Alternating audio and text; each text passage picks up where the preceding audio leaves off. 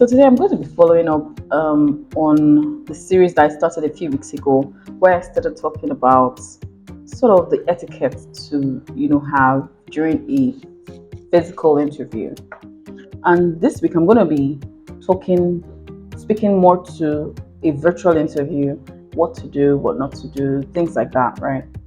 So during a virtual interview is basically an interview where it's you and your device, and then the interviewer and their devices um, on the other side.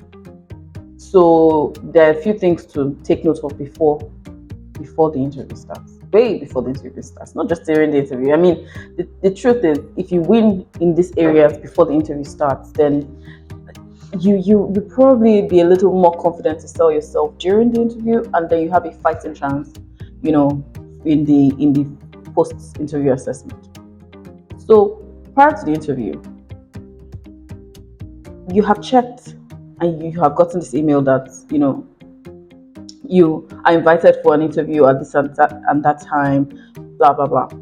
You want to make sure that you have the correct platform. They said is Zoom you are going to meet. Why? Why are you going to meet there? You want to make sure that you have the correct platform on check. You want to check your internet.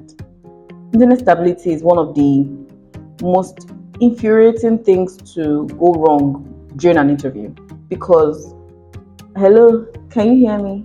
Is a distractor for you during an interview. You don't want anything to distract the interviewers from really hearing you or seeing you or assessing who you are. The things around you are the things that you should take care of before the interview starts. So your internet stability is very important. You see your device, is it plugged in? Are you sure that it's put in a place where it's stable, so it's situated on a table or on a shelf and you're standing, or a table where you're sitting? However you decide to position yourself, it's important that you are not moving too much where that becomes a distraction on its own to the interviewers, and then they can't think about what they're trying to get out of you and all of that. It's counterproductive for you. It's very counterproductive. So you have your internet checked, you have put your device on a table and it's plugged in so that the phone doesn't go off or the laptop doesn't die mid-interview. You want to check that you are presentable.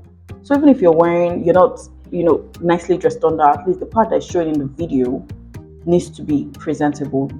Nice hair, wear a nice shirt or a nice blouse, and then perfume or all of that in the previous video that I mentioned is not necessary in this one. Do you see? Okay, show up a little early. How about that? How about 5 minutes to the time you're already in the wait room waiting for your interviewers to come and let you in?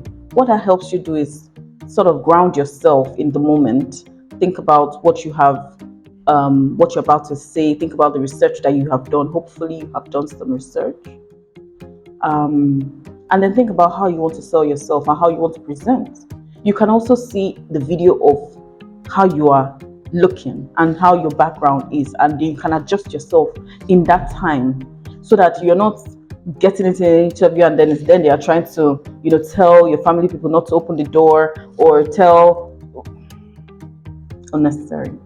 You want to keep your eyes steady on the it's a cultural thing for us to have sort of, when we're talking to elders or when we're talking to people that are in a higher power distance from us, look away. It's a very cultural thing. But one of the things that you have to take note is that they can't see you. Like, you're not looking into somebody's eyes. You're looking into the camera. And there's a positioning and there's a look that it gives you when you are staring directly into the camera and looking as if you're looking at the interviewer. Let me tell you, the truth is, even if the interviewer's camera is not on, I believe that they're going to be very impressed when you have turned on your camera, you're in a very well lit environment, your internet is working very well, your device is stable and situated, you are grounded and not fidgety and using your hands all over the place. See how distracting that is? But you can do this and put it away right? So no matter how nervous you are, it's not in the interviewer's purview. They cannot see that part. And yes, you have every right to be nervous. I mean, feel the emotions that you're feeling, but don't show as such, or all of it. It's not necessary.